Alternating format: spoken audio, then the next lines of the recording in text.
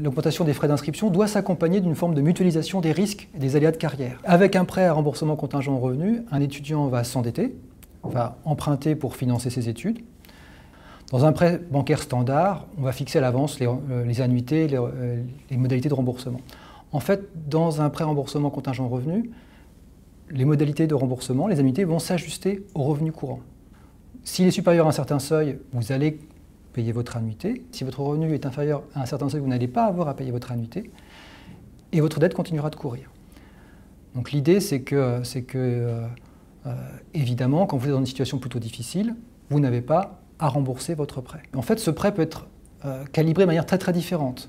Ce qui va jouer sur la progressivité de ce prêt, c'est notamment le seuil de déclenchement du remboursement. C'est également le fait qu'il puisse y avoir plusieurs tranches avec des taux différenciés, comme pour l'impôt sur le revenu. Il peut y avoir également l'existence d'un moratoire, ça veut dire qu'au bout d'un certain nombre d'années, on peut considérer que la dette accumulée n'a plus de sens et est effacée.